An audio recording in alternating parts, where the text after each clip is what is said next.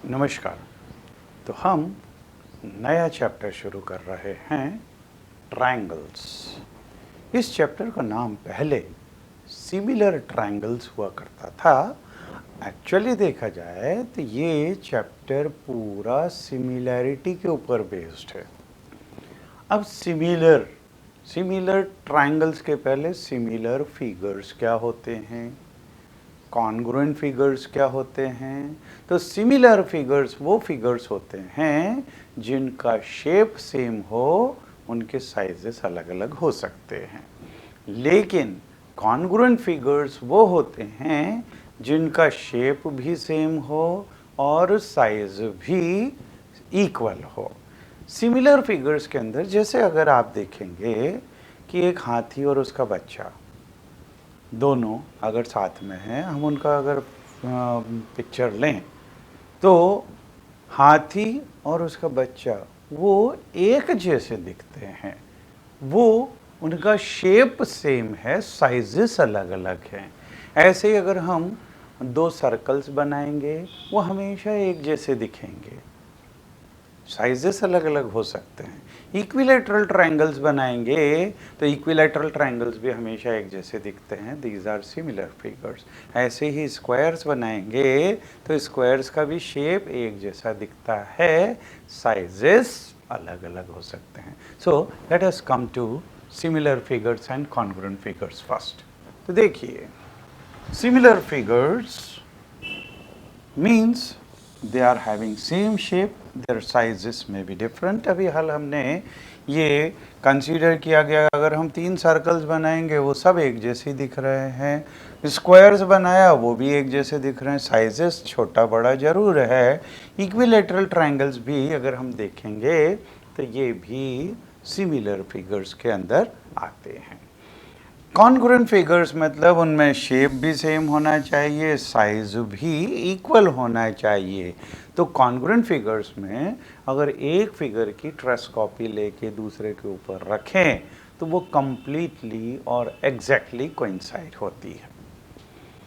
Then we come to similar polygons. अब देखिए, दो पॉलीगॉन्स अगर दिए हुए होंगे वो सिमिलर कब होंगे, उसकी दो कंडीशंस होती है। पहली, उसमें कॉरस्पॉन्डिंग एंगल्स इक्वल हों और कॉरस्पॉन्डिंग साइड्स भी प्रोपोर्शनल हों। कॉरस्पॉन्डिंग एंगल्स इक्वल मतलब अगर पहला एंगल 10 तो दूसरा यहाँ पे भी 10, 20 तो वहाँ पे भी 20, 30 तो तीसरा एंगल 30। मतलब एंगल्स उनके सेम होने चाहिए। और साइड्स प्रोपोर्शनल मतलब अगर एक फिगर की एक साइड डबल है तो दूसरी साइड वो दूसरी की डबल होनी चाहिए, तीसरी साइड तीसरे की डबल होनी चाहिए। तो दो कंडीशंस होनी चाहिए, एंगल्स इक्वल और sides proportional. So similar figures, two polygons are with same number. ये भी है सेम नंबर ऑफ साइड्स। जैसे पॉलीगॉन्स के अंदर देखिए, ये ट्रायंगल लिया, फिर हमने यहाँ पे स्क्वायर लिया। अगर पेंटागन लें तो दो पेंटागन, दोनों के अंदर 5-5 साइड। हेक्सागन मतलब दोनों के अंदर 6-6 साइड्स। तो नंबर ऑफ साइड्स वो होना चाहिए। First is there corresponding angles are equal, और दूसरा corresponding sides are in the same ratio, means these are proportional. तो जब हम पॉलीगॉन्स के लिए ये चीज़ देखते हैं तो सेम चीज़ हमारे पास में सिमिलर ट्रायंगल्स के लिए भी होगी कि दो ट्रायंगल सिमिलर कब होंगे, जबकि उनके कॉरस्पॉन्डिंग एंगल्स इक्वल हो और दूसरा कॉरस्पॉन्डिंग साइड्स प्रोपोर्शनल हो।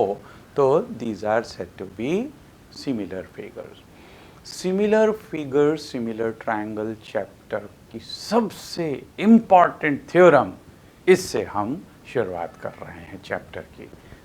तो ये पहली थ्योरम मोस्ट इम्पॉर्टेंट थ्योरम, क्योंकि ये हर जगह यूज आने वाली है, हमारी बेसिक प्रोपोर्शनलिटी थ्योरम और थालेज थ्योरम। थाले ही वॉज ए मैथमेटिशियन। आपने बहुत बार पाइथागोरस थ्योरम का नाम सुना हुआ है। पाइथागोरस वॉज ए मैथमेटिशियन और ये थाले उनके भी टीचर थे। तो now let us come to थाले's theorem. If a line drawn parallel to one side of a triangle to intersect the other two sides in distinct points, the other two sides are divided in the same ratio. यहाँ पे अगर ये ए B C ये triangle है और D E is drawn parallel to B C, अगर ये इसके पैरेलल है तो थ्योरम क्या बोलती है, other two sides are divided in the same ratio, मतलब A D upon D B is equal to A E upon E C होगा। ये हमको प्रूव करना है। तो सबसे पहले हम लिखेंगे given in triangle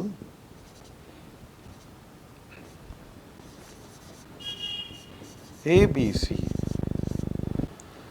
DE is parallel to BC. To prove, हमको प्रूव करना है कि AD upon dB is equal to AE upon EC। ये चीज़ हमको प्रूव करनी है। हमको कुछ कंस्ट्रक्शन करना पड़ेगा। Construction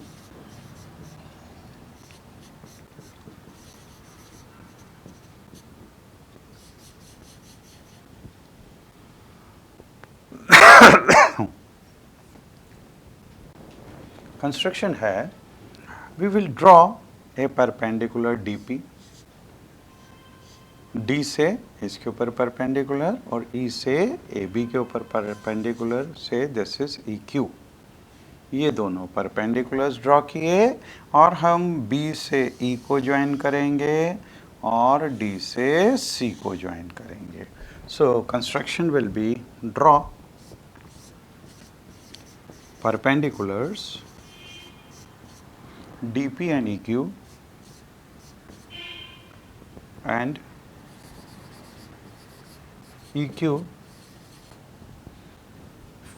from points D and E on AC and AB respectively, and then join join DC and BE, ये हम ज्वाइन कर देंगे। Now come to proof. Proof के लिए आपको 9th क्लास की दो थ्योरम्स याद रखनी पड़ेगी। पहली, आपने किया हुआ है कि अगर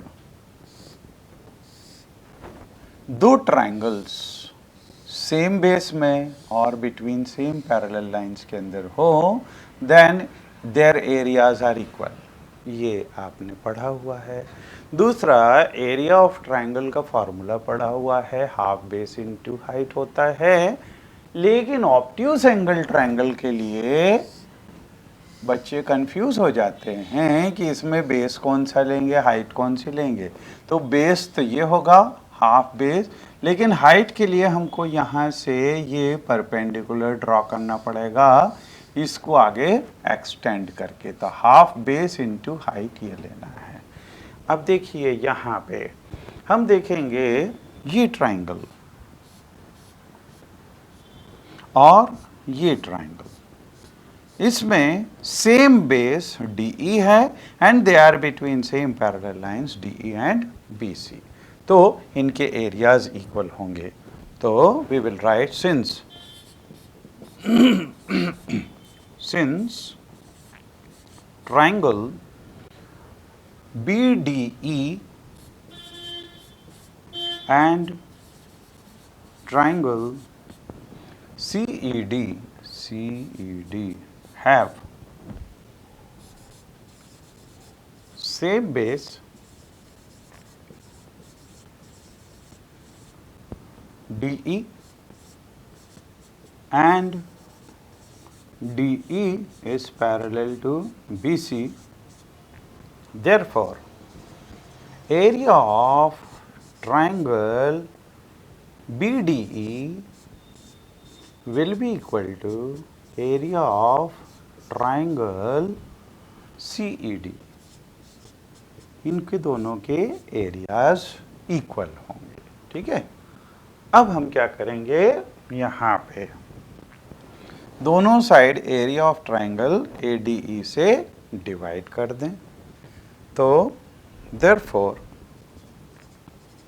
एरिया ऑफ ट्राइंगल BDE, इसको डिवाइड किया एरिया ऑफ ट्राइंगल ADE से, इज इक्वल टू यहाँ पे भी area of triangle CED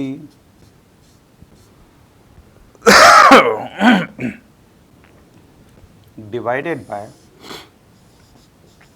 area of triangle ADE।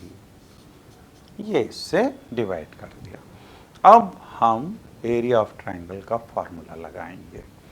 इस ट्राइंगल के लिए ये ऑब्ट्यूस एंगल ट्राइंगल है, तो इसमें ये हाफ बेस हो जाएगा और ये हाइट हो जाएगा, और ADE के अंदर AD बेस होगा और EQ हाइट हो जाएगा। So therefore area of BDE, this is 1/2 into BD into height है EQ और upon area of triangle ADE के लिए 1/2 into AD into EQ is equal to then 1/2 into, इस ट्राइंगल के लिए यहाँ पे ये ऑब्ट्यूस एंगल ट्राइंगल है, तो ये EC बेस होगा और DP एल्टीट्यूड हो जाएगा। तो this is 1/2 EC into DP upon 1/2 into, और ADE के लिए अगर हम बेस लें AE तो altitude is DP, AE into DP। यहाँ पे DP से DP कैंसिल हुआ, हाफ से हाफ गया, इधर EQ से EQ गया और हाफ से हाफ गया। So this is BD upon AD is equal to EC upon AE। Say this is first equation. लेकिन हमको क्या प्रूव करना है, AD upon DB, AD upon DB। तो हम इसको इन्वर्ट करते हैं, तो इसको बोलते हैं invertendo, AD upon BD या DB कुछ भी लिख लें, DB is equal to AE upon EC।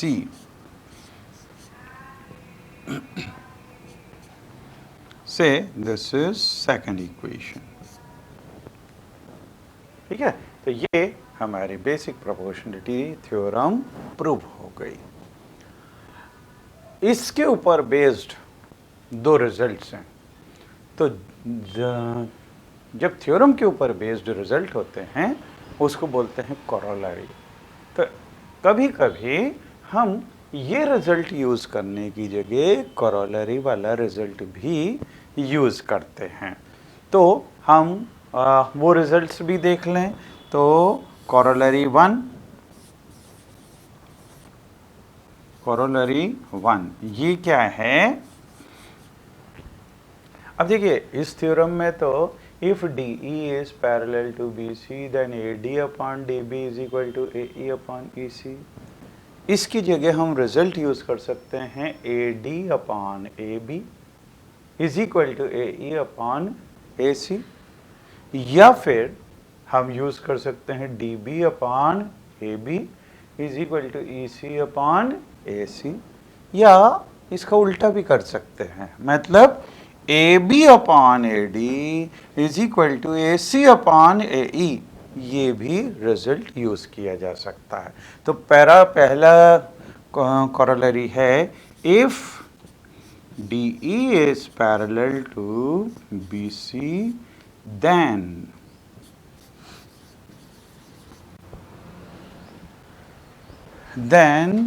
AB upon AD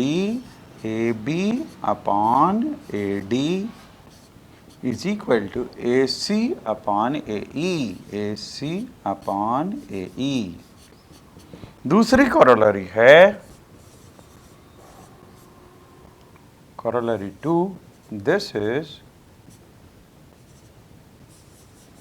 if DE is parallel to BC, then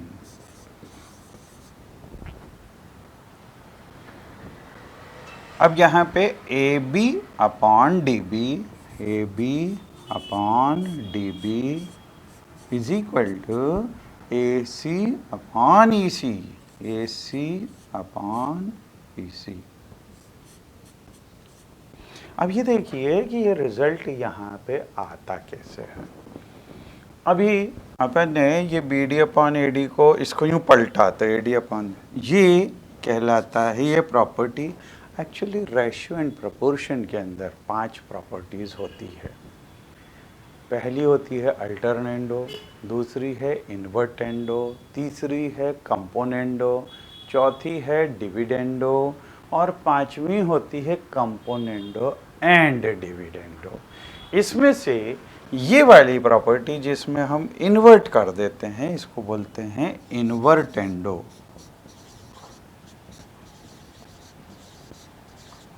ठीक है. और अगर इसको इंटरचेंज कर दें, मतलब AE को इधर BD को इधर ले लें या फिर AD को इधर और EC को इधर ले लें तो इसको बोलते हैं अल्टरनेंडो. टर्म्स अल्टर करती इधर से उधर. ठीक है. अब कंपोनेंडो क्या होता है? कंपोनेंडो मतलब अगर दोनों जगह +1 कर दें तो इसको बोलेंगे कंपोनेंडो, और अगर -1 कर दें तो बोलते हैं डिविडेंडो, और कंपोनेंडो को डिविडेंडो से डिवाइड कर दें तो उसको बोलते हैं कंपोनेंडो एंड डिविडेंडो. ठीक है. तो यहाँ पे अगर हम कंपोनेंडो यूज़ कर लें, देखिए AD डिनोमिनेटर में है तो फर्स्ट वाली कॉरोलरी ये फर्स्ट इक्वेशन से आएगी. अगर हम यहाँ पे +1 कर दें, देखिए यहाँ पे +1 और इधर भी हमने कर दिया +1 तो ये क्या हो जाएगा? LCM आ गया AD, तो this will be BD plus AD upon AD. ऐसे ही दूसरी साइड यहाँ पे AE अगर हम LCM ले लें तो EC plus AE, EC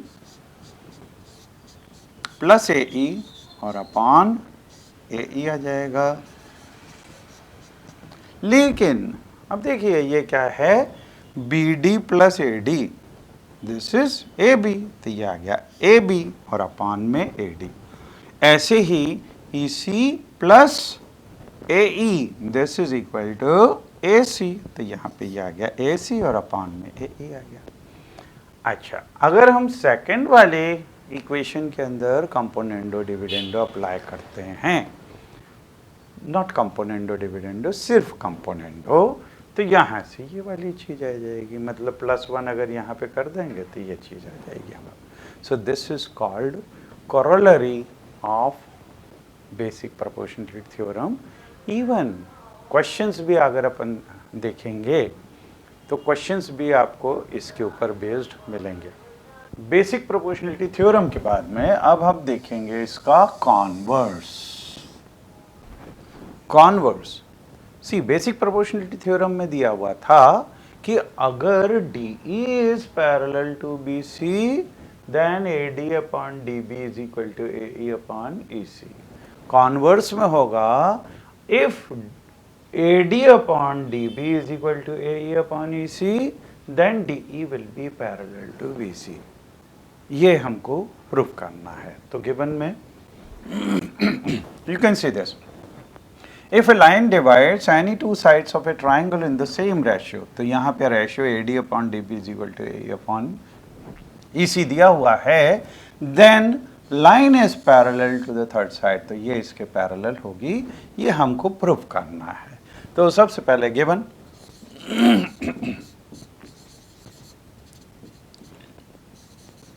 in triangle A B C दिया क्या हुआ है, A D upon D B is equal to A E upon E C, ये चीज दी हुई है। टू प्रूफ, हमको प्रूफ करना है कि D E is parallel to B C, ये चीज प्रूफ करनी है। प्रूफ में देखें, इसको हम करेंगे मेथड ऑफ कॉन्ट्रडिक्शन से। मेथड ऑफ कॉन्ट्रडिक्शन क्या होती है, इस मेथड के अंदर जो चीज हमको प्रूफ करना हो हम वो सपोज कर लेते हैं कि वो सही नहीं है, और उसको लेके हम चालू होते हैं, और कहीं ना कहीं पे हमको कोई कॉन्ट्रडिक्शन मिल जाता है कि ये तो हो ही नहीं सकता, ये तो पॉसिबल ही नहीं है, इसका मतलब हमने जो सपोज किया वो रॉन्ग है। ठीक है, तो ये तरीका है। तो हम यहाँ पे अगर हमको प्रूव करना है कि D E is not parallel to B C, हाँ D E is parallel to B C, तो हम सपोज कर लेंगे कि डी ई पैरेलल नहीं है। लेकिन अगर डी ई पैरेलल नहीं है तो कोई तो लाइन डी ई डैश ऐसी होगी जो इसके पैरेलल होगी, और अगर ये इसके पैरेलल हो गई तो बेसिक प्रोपोर्शनलिटी थ्योरम लग जाएगी। तो बेसिक प्रोपोर्शनलिटी थ्योरम से क्या हो जाएगा, A D upon D B will become equal to A E dash upon E dash C, ये चीज हो जाएगी, है ना। तो हम इसको लिखें, let D E is not parallel to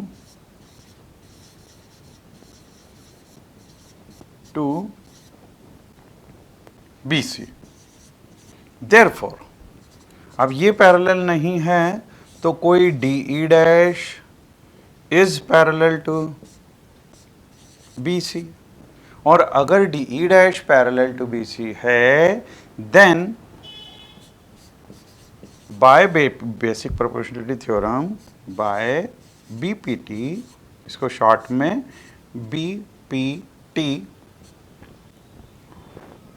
AD upon DB, AD upon DB is equal to AE dash upon E dash C हो जाएगा। से दिस इज फर्स्ट इक्वेशन और ये है second equation. So by 1 and 2, by 1 and 2, इन दोनों से ये लेफ्ट हैंड साइड सेम है, इक्वल है, तो राइट हैंड साइड्स भी इक्वल होगा। Means A E upon A C, A E upon E C is equal to A E dash upon E dash C, right. हम इसमें componendo लगा दें, so therefore A E upon EC plus 1 is equal to AE dash upon E dash C plus 1.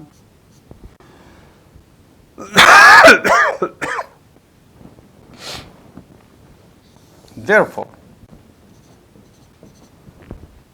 AE plus EC, AE plus EC upon EC will be equal to E dash plus E dash C upon E dash C.